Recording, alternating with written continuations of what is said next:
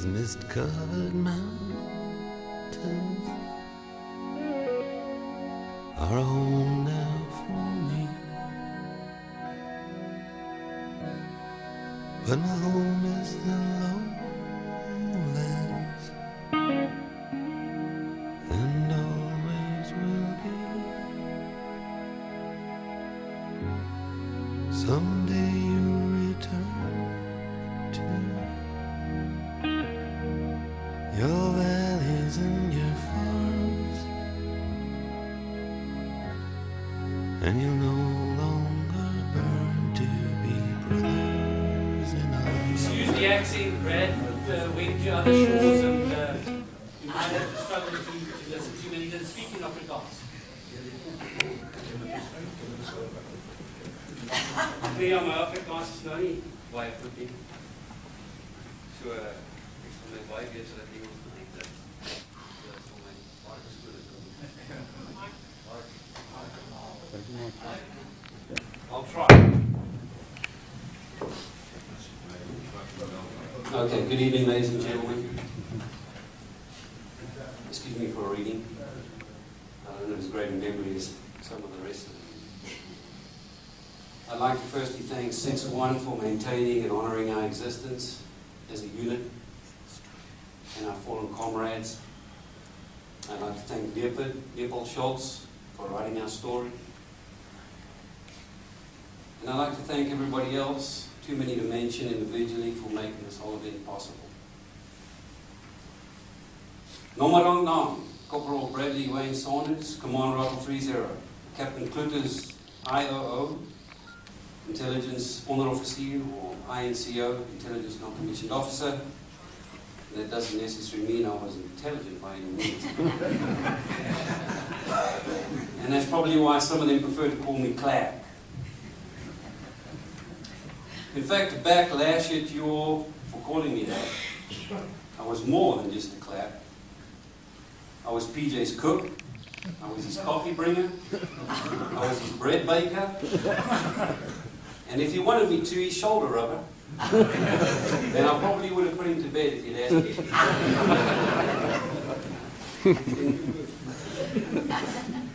In the Army, we all learn to be flexible and multi-purposeful and jippo when you can get away with it. As Field Marshal Erwin Rommel said, war makes extremely heavy demands on the soldier's strengths and nerves. For this reason, make heavy demands on your men in peacetime exercises. PJ asked me to share a few words of personal impact on me concerning what we did as a unit and from those around me. I'll try to narrow it down to a minute per page, 5 minutes, work out all the details. As you would expected, just the best. To be subjective in my opinion, I have to briefly first dig deep into my past. As a young high school graduate, not knowing what I wanted to do with my life, but knew it was going to start with my compulsory national service, I felt I had to do my duty to my country, my family, and my friends. Discipline was never really an issue in my life. Attending the all-boys Durban High School, I frequently got an ass whipping for disrespect, fighting, bad grades, smoking in the bathroom. I'm sure a lot of you can relate. At home it was no different. A perfectionist as a stepfather and more slashes not for doing chores efficiently, throwing stones, and the list goes on and on. While mom's wooden spoons grew fewer and fewer, my hide got tougher and tougher, and my pride got lower and lower. It was well worth it, as I later learned in life. Army was no different. Life is 10% what happens to you and 90% on how you respond to it. From call-up and a brief visit in Voortrekker Hoogte PD school in 1986, which I despised because I had no intentions of becoming a clerk, to a random selection and to my liking, I was transferred to 2SSB Zeerust in early 1986. Here I learned that my level of discipline was a mere speck in the dust compared to what I was about to experience, and more than just my hide was going to hurt. Especially when I met the likes of Grootlew, Jakes, Jacobs, Stuff Cookies, and Sasanda Toy.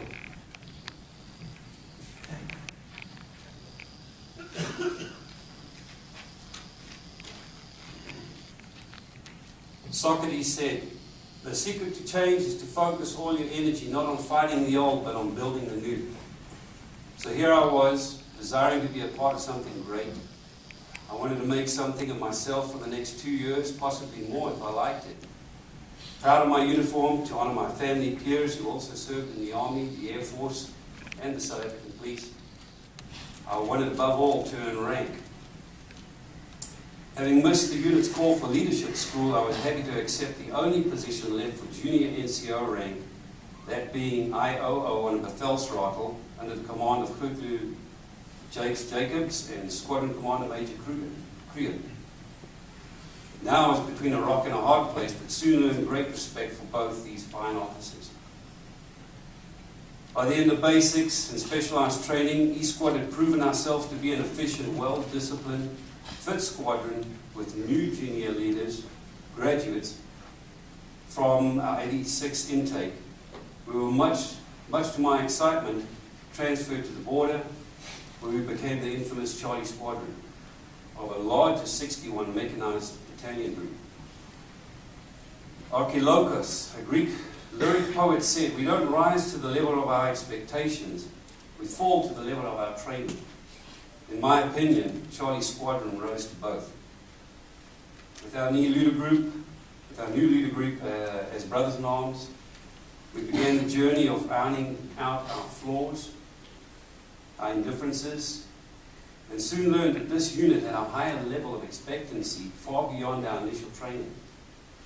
This reputable unit taught us to have a respectful, fervent attitude for our existence and our purpose. George Washington stated, discipline is the soul of an army. It makes small numbers formidable, procedures success to the weak, and esteem to all.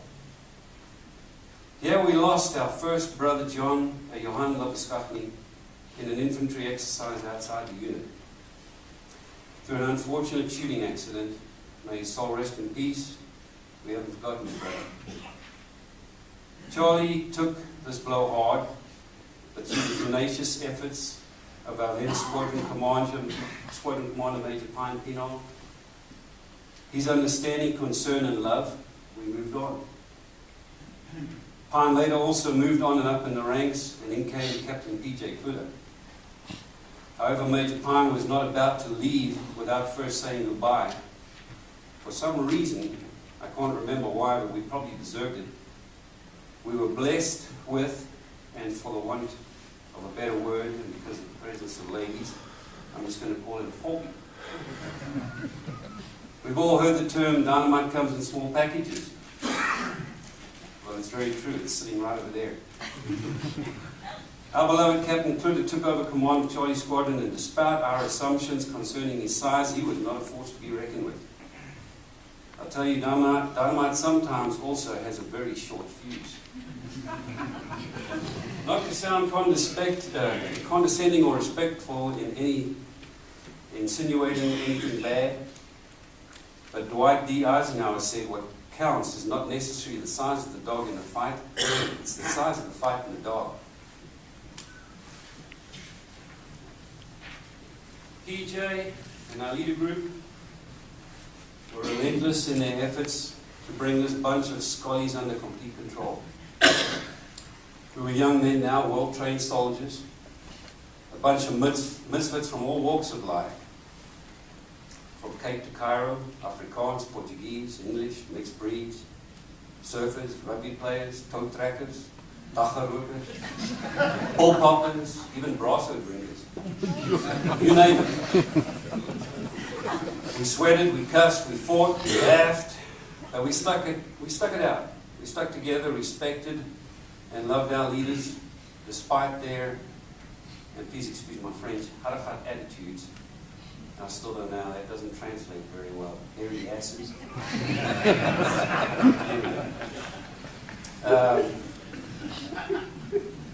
PJ and our leaders worked with Charlie Squadron over the next few months, conducting various battalion-level operations, getting us ready for battle status. We were growing very impatient with all the exercises and felt the overwhelming desire to do real battle. Find some real terrors, tired of shooting blanks, We wanted to go and play in the street, so to speak. Finally, our wish was granted when we were ordered to pack all our stuff up and be ready for deployment. Little did we know what was coming, but welcomed the action with great anticipation. George Washington said, "To be prepared for war is one of the most effectual means of preserving peace." We're about to enter a war without knowing what the outcome would be. Without going into detail, much of which still eludes me today, I still experience little snippets of our battles in Angola, but with a significantly reduced, anxious state of mind. The pandemonium which prevails when bullets and rockets fly, shells explode, guns fire, fighter jets soar at treetop level, it's not comparable to anything else unless you've been there. The assortment and pungent smell of dust, diesel, cordite, and blood lingers in your nostrils and doesn't let go. However, during these moments, fear becomes smothered with the man's basic instinct to survive. And to survive, we have to prevail and we have to win. A sense of desperation overwhelms the body to such an extent that we react instinctively with what we know. The famous martial artist Bruce Lee said, "I fear not the man who has practiced 10,000 kicks, but the man who has practiced the kick 10,000 times." Charlie Squadron reacted like Bruce Lee. At first, the battle appeared exciting, but reality strikes home real fast when your enemy starts firing back. And some of your own get maimed or lose their life. As we pushed further and further north, picking up more casualties with our own ranks, I began to wonder if I was going to be next. A casualty or a candidate for a body bag. I watched my peers and I noticed how they were reacting to the situation. General Colin Powell of the US Army said the most important thing he learned is that soldiers watch their leaders. They watch what they do. You can give them classes and lecture them all day and forever, but it's your personal example they'll follow. In the back of Command Rocket 30, whilst being bounced around, monitoring command and squadron radio channels, trying to record as much battle detail as possible for PJ, I would consistently hear the pinging and zinging of bullets and shrapnel hitting our vehicle.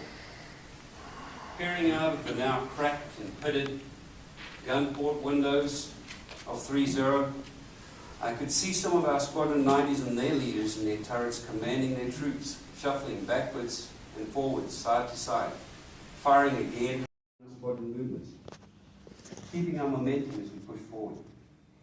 He's wounded now, evident by the blood I see pooling at his feet. I offer him a tourniquet and he continues on. My thoughts and prayers go up. Lord, please keep every one of us safe, if it be your will.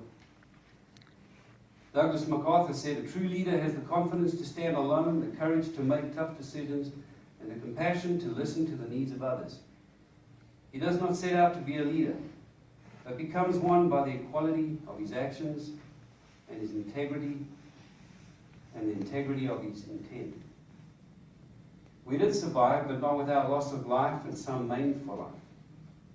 With faith and unprecedented actions that I witnessed firsthand of all our immediate leaders working in tandem, side by side, passing information, situation reports, and stats, even exiting a vehicle in contact to improve our efficiency. I was encouraged to subdue my fears and perform my duties, or whatever was required of me, no matter how weary or fearful I felt. One thing that I was certain, though, the things that I saw and experienced had now become a part of my life. Marcus Luttrell, United States Navy SEAL, portrayed in the movie Lone Survivor by Mark Wahlberg, said, "No matter how much it hurts, how dark it gets, or how hard you fall, you are never out of the fight."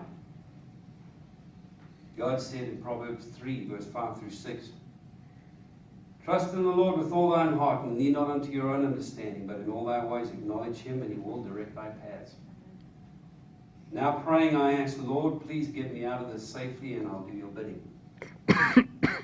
After the war, I took all my fears and emotions, bottled them up, and headed back to civvy life.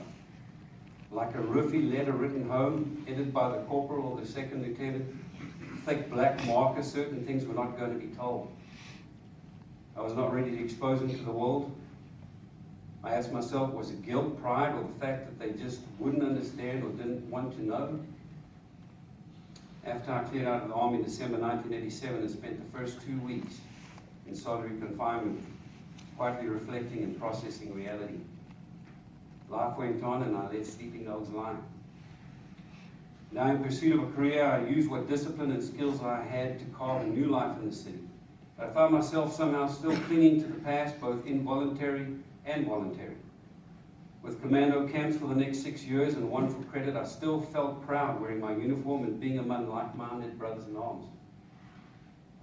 After tiring of city life and all the hustle and bustle, I relocated to the more remote part of northern Natal coast, where I took up farming sugarcane and enjoyed the peace and quiet and isolation. Here I enjoyed the thrill of hunting wild boar at night and into the early hours of the morning, feeling very little remorse for what I had shoot and gut, a nurturing sow, rabbits, other game. For 6 years, I cussed like a trooper, drank all the time, partied till late at night, jumped in and out of girlfriend relationships, until final deployment with my commando unit to Greytown during the elections in 1994. The multiple threats on my life on the farm thereafter drove me back to the city for safety, and I got engaged. However, life in the city again was short-lived, and we decided to travel abroad for 18 months and return when things had settled down. I found myself in limbo with the law in the United States after 18 months and decided to pursue permanent residency so we could start a secure future for our family. I failed this marriage after 2 years, largely because of my inability to accommodate changes to my attitude and disciplinary expectations. My destructive actions had become a part of my life and were destroying it slowly if I did not make a change. That same year I realized that the demons I had trapped inside my bottle were leaking out and were going to incapacitate me if I didn't confront them all. I wanted to know the truth, the real reasons we were in Angola, why I was always feeling betrayed, why did I have to leave my friends and family, and why I was becoming so intolerant and hateful. Why? Was it the fault of this great United States playing its upper hand, or the people of my own blood country, or was it just me? In listening to former Purple Heart veterans of Vietnam, including my father-in-law, tell their horror stories, I began to understand as I shared mine and slowly opened my bottle of demons. The overwhelming flow of demons poured over me until I could no longer bear the fear and the guilt, and whilst down on bended knee, he suddenly reminded me. Proverbs 3:5-6. Trust in the Lord with all your heart and lean not unto your own understanding. And in all your ways acknowledge him, and he'll direct your paths. I scurried now to find those brothers afar. The wounds were healing, and I now know why. But I needed to share, for the bonds were still there. I recalled the camaraderie, the jokes, the friendships we shared, all the agonies and the despair. It was a journey of mixed emotions, tears and fears. Clenching my teeth and shaking everywhere, I decided to offer up yet another prayer. Seeing my brothers again lifted the bondage of despair. A fine bunch of men they are. The sky was clear, no matter the fare. Folks, death is not of this world. Death was not part of God's plan for this creation. We all know who designed it to strike back at God, to steal, kill, and destroy God's people. But our Redeemer paid the price for our salvation. War gave me a different outlook on life. As unpleasant as it is, I do not condone it unless every possible attempt has been made and exhausted to avoid it. If it were not for the Allied forces during World War II, where would we be today?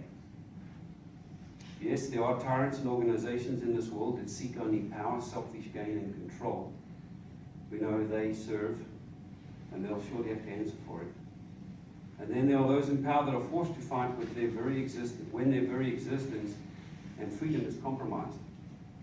The thief comes only to steal, kill, and destroy. As young men, we were drawn into a life changing event and became a small part of history that may or may not be frowned upon. But know this, we did what we were trained to do, told to do, and not by choice. It was a duty. We were well prepared, used what we had, trained by the world's best who cared about our well-being. As a band of brothers, we stood united, we lived, we live, and we move on. Letting go of the things that hold us back from achieving the things that lie ahead. Every single one of us, from cook to clerk, from Tiffy to gunner, we all played a part and are equally as important as the next. The wheel could not turn without its axle or its spokes. We did what we did it well, we grew weary, and we moved on. I'll finish with this quote from Roosevelt's speech at the Sorbonne, Paris, April 23rd, 1910, concerning the tip of the spear. It is not the critic who counts, not the men or man who points out how strong man stumbled, or where the doer of the deeds could have done better. The credit belongs to the man who is actually in the arena, those whose face is marred by the dust and sweat and blood, who strives valiantly, who errs and comes short again and again, who knows the great enthusiasms, the great devotions, and spends himself in a worthy cause, who at best knows in the end the triumph of high achievement, and who at worst, if he fails, at least fails while daring greatly, so that his place shall never be with those cold and timid souls who know neither victory or defeat. Ladies and gentlemen, I'm no hero, but I did have the honor of walking amongst men. I love you guys.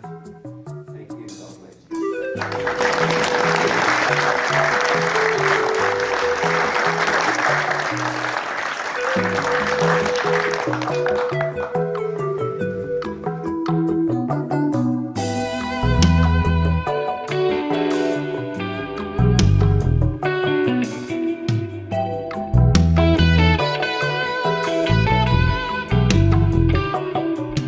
I'm a soldier of freedom in the army of the man. Oh, we are the chosen, we're the partisans. Alright. Well, the cause it is noble and the cause it is just.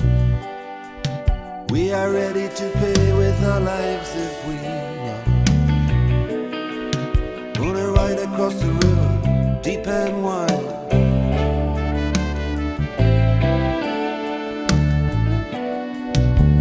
Right across the river to the other side, yeah, yeah, yeah.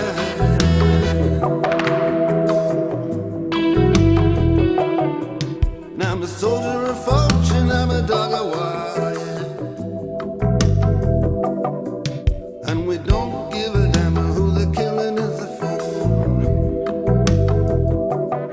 It's the same old story with a different name. Death or glory, it's the killing game. Gonna ride across the river, deep and wide.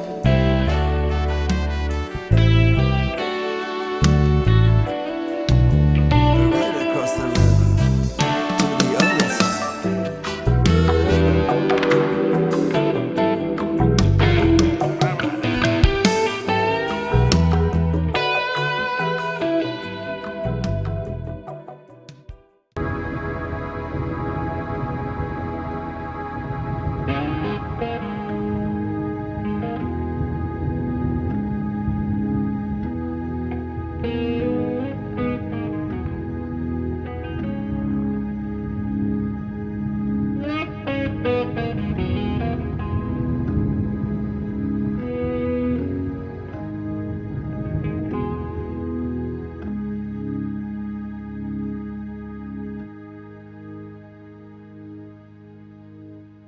These mist-covered mountains are home now for me. but my home is the lowlands, and always will be. Someday you'll return to your valleys and your farms, and you'll no longer burn to be brothers in arms.